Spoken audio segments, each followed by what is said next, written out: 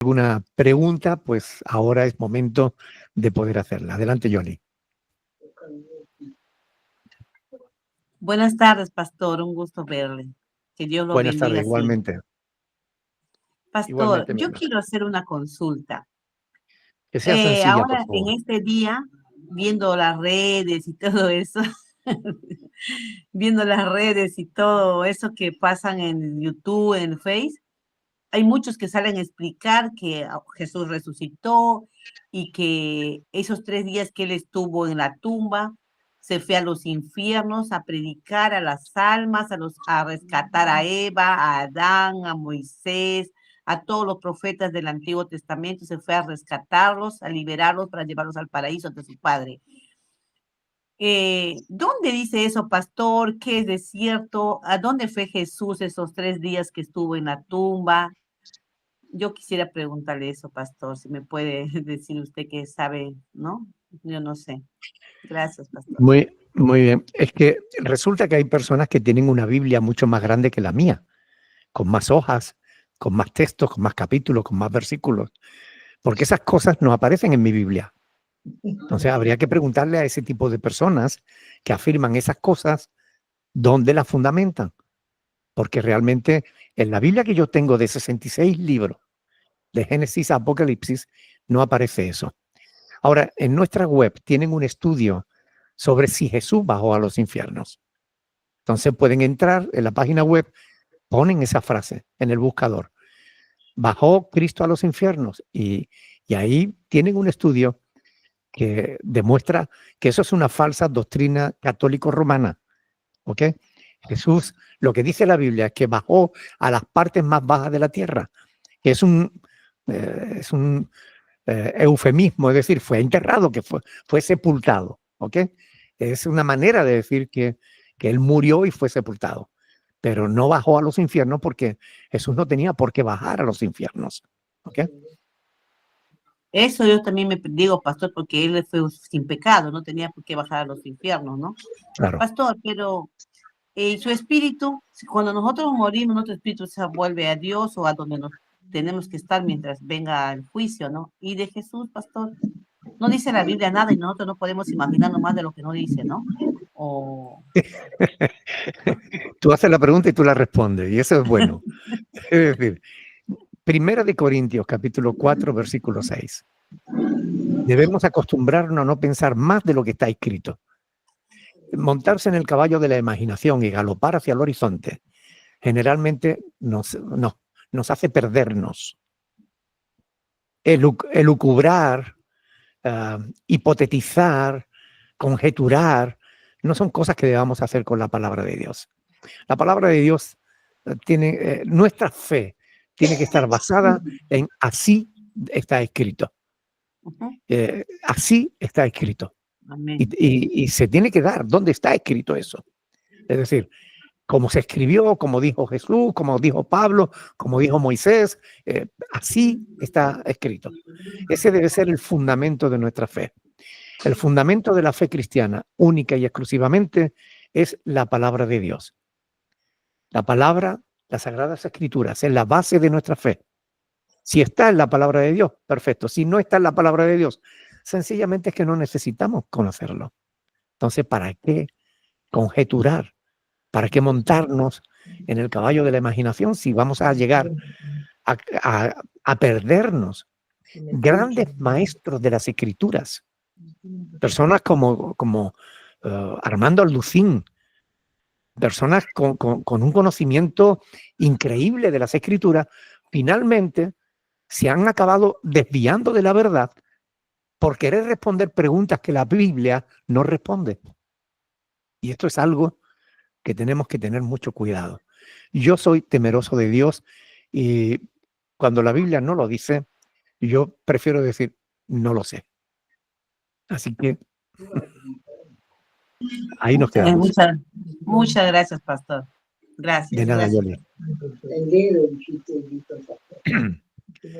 Adelante, Daría. Buenas noches, gusto Hola. de verlo. Tiene Igualmente. que ver también con la resurrección. Yo creo que al tercer día resucitó entre los muertos, que estuvo 3 días, así como Jonás en el vientre del pez. Pero para que quede claro para tal vez algunos hermanos, la Iglesia Católica establece jueves, la última cena, viernes, la muerte y sábado de gloria, domingo de resurrección. Pero eso no corresponde a los días de la semana que nosotros actualmente vivimos, ¿es cierto? Sí, el problema es que muchas personas no tienen en cuenta que los judíos cuentan el tiempo de una manera diferente a nosotros. Exacto. Nosotros estamos siguiendo un calendario, que es el calendario gregoriano, que aparte de estar errado en 4 años mínimo, nosotros contamos el día, las horas del día, las contamos de una manera diferente a como las cuentan los judíos. Por ejemplo, los judíos cuentan las horas completas. Ellos nos dicen, son, a ver qué hora es ahora, son las 23:49. No, ellos dicen, son las 12, son las 0 horas, o son las 12. Para ellos no dividen.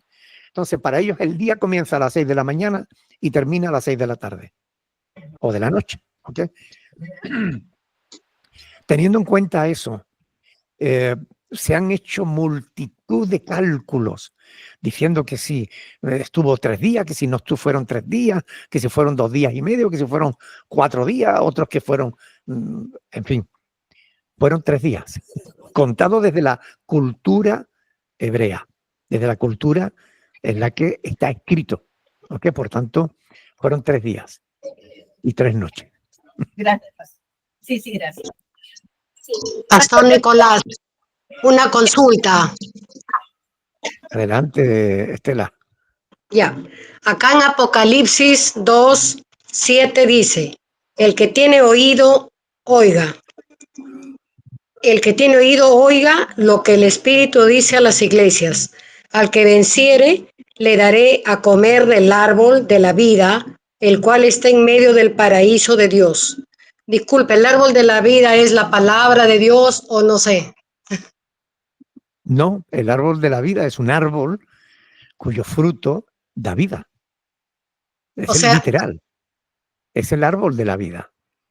El árbol que fue retirado del paraíso, del Edén, cuando nuestros primeros padres pecaron, y la Escritura dice, para que no coman y sean de larga vida, ¿no? Por tanto, es un árbol literalmente que da frutos y que da vida. ¿Ok? Gracias, pastor. De nada. Rocío. Buenas noches, pastor y hermanos. Hola, Rocío, buenas noches. Espero que haya pasado muy bien su cumpleaños. ¿Perdón? Que haya pasado muy bien su cumpleaños. Gracias, Rocío, gracias, sí. Bueno, haciendo hincapié en lo que usted decía, enfatizando bien en que si conocemos realmente a Cristo, puede ser que esas personas que están en los lugares equivocados, que son, hablan permanentemente de Dios y nosotros nos parece que realmente están en los caminos del Señor y todo eso, puede ser que aún no los conozcan, no conozcan de Cristo, ¿verdad? No conozcan a Cristo. Sí, realmente. De hecho, nosotros mismos vivimos un tiempo como creyendo que sabíamos sin saber, hasta que Dios nos da esa luz, nos da ese entendimiento, y a partir de ahí es que empezamos a darnos cuenta de que no todo lo que nos enseñaron era correcto, ¿no? Por tanto, sí, hay muchas personas que todavía viven creyendo que saben sin saber. Gracias, pastora, eso iba. Muchas gracias, muy amable. De nada, mi hermana. Por eso tenemos que hacer lo posible por ayudar a aquellos que no saben lo que nosotros sabemos, compartirlo, hablar de la Escritura, compartir lo que sabemos, lo que vamos aprendiendo. Es algo fantástico porque podemos ayudar a aquellos que están aún a media oscuridad, ¿no? O sea, tienen una cierta luz, pero no tienen toda la luz necesaria, ¿no? Okay. Sí, aparte, pastor, nosotros siempre hablamos con la hermana Sandra y con la hermana Herminia, Marcela y eso cuando nos reunimos y conversamos de la importancia que tiene conocer realmente la palabra, de aprender, de escudriñar, de meternos de lleno en la palabra, porque estábamos tan equivocadas, pero tan equivocadas que ni nosotros lo podemos entender cómo hacíamos para solamente seguir lo que la persona que estaba ahí adelante nos enseñaba, ¿no? Sin abrir la Biblia, sin escudriñar en cada pasaje. Gracias, pastor. Ocurre porque muchas veces confiamos en las personas. Confiamos en quien nos está enseñando y creemos que esa persona sabe lo que está diciendo. Pero claro, no tenemos excusa porque tenemos la palabra de Dios para confirmar si lo que nos están diciendo es verdad o no. Y tenemos al Espíritu Santo. Pero muchas veces ni prestamos atención, al menos no la suficiente, al Espíritu de Dios, ni tampoco nos dedicamos a comprobar, como aquellos de Berea, ¿no? Si aquello que los apóstoles le predicaban era verdad o no. Y es algo que tenemos que hacer. Yo les animo a que siempre que yo les comparta algo, cualquier enseñanza, un estudio, un sermón, lo que sea, los comprueben, se aseguren de que lo que les estoy diciendo concuerda con lo que está escrito en la palabra de Dios. Por eso a mí me gusta predicar y enseñar de manera sistemática, coger un texto e ir paso a paso explicando ese texto, porque es la mejor manera en que podemos tener un conocimiento general de las Sagradas Escrituras. Hay pastores que hoy cogen un texto de aquí, mañana de allí, entonces con textos sueltos, sí, se pueden dar muchas charlas motivacionales de muchos tipos, pero el creyente nunca llega a conocer la Escritura en su conjunto. Y esto es importante hacer. Debemos estudiar la palabra, no solo en la iglesia, no solo cuando nos reunimos para estudiar la palabra, sino también cuando estamos a solas en casa o cuando estamos en familia. Apagar un poquito la televisión y ponernos a leer un pasaje, aunque sea un versículo, y comentarlo. Eso es algo que edifica muchísimo nuestras vidas y nos amplía el conocimiento de la verdad. Muchas gracias, pastor. Y también queremos agradecerle porque a través de usted pudimos, hablamos con la hermana Sandra el otro día de que para muchos la pandemia fue algo muy triste que tuvimos que pasar, pero para nosotros nos sirvió de mucho porque gracias a todo ese tiempo que estuvimos encerrados pudimos ir ahí y comenzar a conocer la verdad, porque todavía nos cuesta mucho, nos falta mucho, nos cuesta también porque estamos aprendiendo a través de la pantalla, ¿verdad? No tenemos realmente un pastor físicamente aquí para estar cada día con nosotros, para conocernos a nosotros, nuestra familia y todo eso. Pero estamos orando para que Dios envíe obreros a su mies. Gracias, pastor, muy amable. Dios lo bendiga mucho. Igualmente, mi hermana. Johanny. Magali. Es que en el capítulo 11 de Hebreos se habla de Moisés, que él aceptó, que tuvo por mayores riquezas el vituperio de Cristo, ¿no? Entonces yo estoy leyendo de Moisés y luego relación con Cristo como que me llamó mucho la atención. Y lo otro es también de que así como Moisés, puedo yo expresarme así de cualquier otro profeta, no sé, que aceptó el vituperio y decir, aceptó el vituperio de Cristo para cualquier persona del Antiguo Testamento, algo así como lo que estoy leyendo ahorita. Bueno, lo que ocurre es que el autor de Hebreos lo que está es haciendo un contraste entre el ministerio levítico y el ministerio de Cristo. A lo largo de todo el libro de Hebreos está ese contraste entre la ley y la gracia, el ministerio levítico y el ministerio de Cristo. Entonces lo que está utilizando son patriarcas como Moisés, uno de los más venerados, vamos a decir, dentro de la cultura hebrea, ¿no? Para decir que, que fue un hombre que tomó la decisión de servir a Dios, ¿no? Y lo dice desde esa manera, ¿no? Es decir, él tuvo que sacrificar mucho de sí mismo por servir a Dios, ¿no? Entonces, ese sacrificar, ese abandonar los tesoros de Egipto para servir a Dios entre sus hermanos, pues es lo que se considera los vituperios de Cristo, ¿no? Es decir, es una, como decir, es un tipo de Cristo, del sacrificio de Cristo, ¿no? Porque un tipo. Cristo es el antitipo que cumple el tipo, ¿no? Entonces, a lo largo de ese mismo capítulo se habla de Abraham, se habla también de Noé, se habla de diferentes personajes y en todo se exalta la fe de ellos, ¿ok? Esa fe que les motivó a hacer lo que hicieron, ¿no? Entonces es una manera de expresar que es hebrea, o sea, forma parte de la cultura hebrea. Por eso lo dice de esa manera, ¿ok? Ok, sí, ya lo entendí. Queda claro, gracias, pastor. De nada. Pastor, quiero hacerle una consulta. En el libro de Mateo, el capítulo 1 está la genealogía de Jesús. Empieza desde Abraham y termina en José, marido de María. ¿Por qué no mencionan a María? Porque José no engendró a Jesús, para Sí. saber que es de la línea de David, de donde vendría el Salvador. Esa es mi pregunta.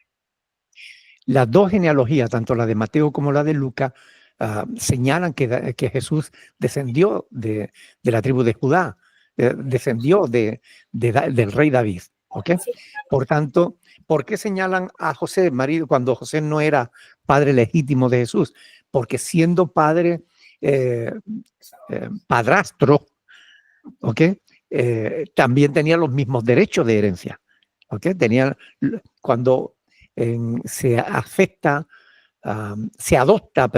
cuando se adopta a una persona, tiene los mismos derechos que un hijo legítimo. ¿Ok?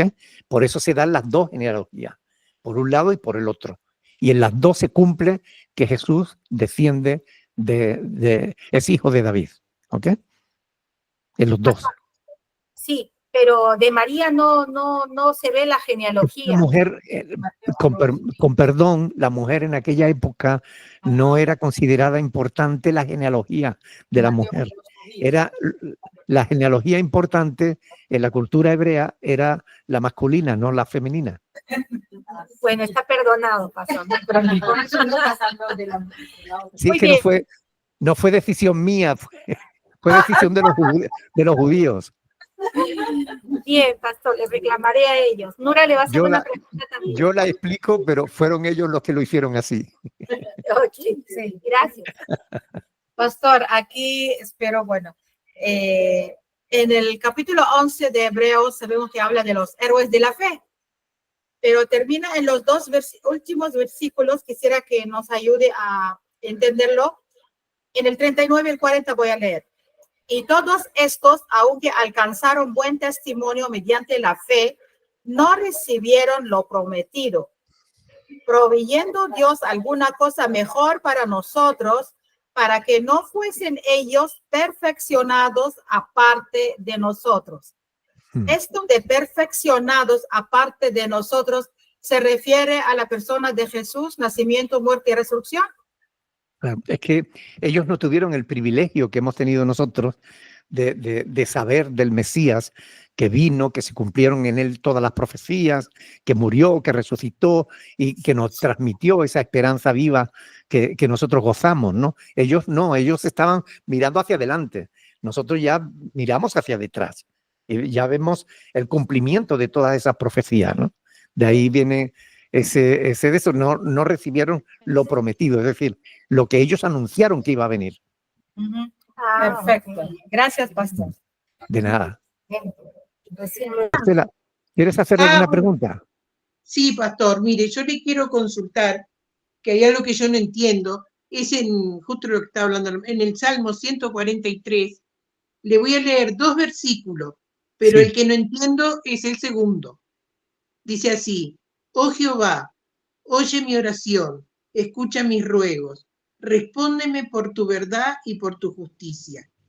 Y este es el que no entiendo. Y no entres en juicio con tu siervo, porque no se justificará delante de ti ningún ser humano. Ahí lo que el salmista está diciendo, en este caso David, que escribe este salmo, lo que está diciendo es que Dios no lo juzgue, porque si Dios lo juzga, lo va a encontrar culpable. O sea, nadie se puede presentar delante de Dios creyendo que va a ser declarado inocente, porque todos somos pecadores. A menos que nos presentemos delante de Dios creyendo en que el sacrificio de Cristo nos limpia de todo pecado, únicamente así podemos ser declarados inocentes. Pero si no fuera por la muerte de Cristo y la resurrección de Cristo, todos, si fuéramos juzgados por Dios, seríamos culpables. Es por eso que David ahí dice, no entres en juicio con tus siervos porque no se justificará delante de ti ningún ser humano. Nadie se puede justificar delante de Dios. Nadie. ¿Okay? Bien, muchas gracias. Todos le hemos ofendido. Gracias, hermano, Marcela. porque la verdad que no entendía cómo entrar. Gracias a ti por la pregunta, Marcela. Dios te bendiga. Gracias, igualmente. Johanny. Sí, pastor, la última pregunta. Tengo una pequeña duda. Yo sé que en cómo tanto Lucas, Marcos, Mateo han contado la resurrección de Cristo cuando fueron las mujeres a la tumba, lo narran, ¿no? Porque lo importante es el evento, o sea, lo que sucedió, que fue la resurrección. Pero, por ejemplo, hay algo que no entiendo. Dice de que Jesús se le apareció a las mujeres y que les pidió que no lo tocaran porque no había ido al Padre. Pero, sin embargo, él estuvo 40 días y 40 días predicando la palabra y se presentó a sus discípulos y permitió que lo tocaran, ¿correcto? Esa es una. ¿Por qué él dijo que no había ido al Padre y después las personas sí lo pudieron tocar? Después hay otra que él dice que en el camino dice que se encontró con las mujeres y ellas se postraron inmediatamente a sus pies, regresando para poder comentarle a los apóstoles que él había resucitado y le besaron los pies. Ahí que eso quería que me explique. Bien. A ver, tenemos 4 versiones diferentes de la historia porque las 4 historias fueron dedicadas a personas distintas y escritas por personas distintas. Por tanto, tenemos 4 versiones de la misma historia. Entonces, esas versiones lo que hacen es complementarse, no se contradicen, sino que se complementan. ¿Por qué Jesús no quiso que lo tocaran porque aún no había subido al Padre? Pues porque Dios había establecido que después de la muerte del Cordero, la sangre debía ser presentada rociada sobre el propiciatorio. El propiciatorio era la tapa del arca, donde estaba la ley, el maná y la vara de Aarón, ¿no? Entonces, la tapa de arriba, donde estaban esos 2 querubines que se tocaban con las alas, ahí es donde se rociaba la sangre del animal que se había sacrificado por el pecado del pueblo, ¿no? Entonces, cuando Cristo muere, él tiene que llegar a la presencia del Padre y presentar su sangre como que ha cumplido la ley para la remisión de nuestros pecados. ¿Ok? Por eso le dice, no me toques todavía que aún no he subido a mi Padre, ¿no? ¿Por qué en otros dice que puede ser otras mujeres, puede ser en otro momento, puede ser después de que él hubiera venido de presentar su sangre al Padre? O sea, la palabra no se contradice, por tanto tenemos que entender que se complementa. ¿Ok? Ya, gracias, pastor. Yo no sabía que el Señor había tenido que ir a presentar su sangre para propiciar todos nuestros pecados. Por eso es que no lo entendía, cumpliendo la ley. Ya, eso sería todo por acá también. Gracias. Muy bien, pues si no hay más preguntas, lo dejamos aquí y dando gracias al Señor por este ratito que hemos podido disfrutar juntos. Alguien que, por favor, que nos despida en oración, dando gracias al Señor.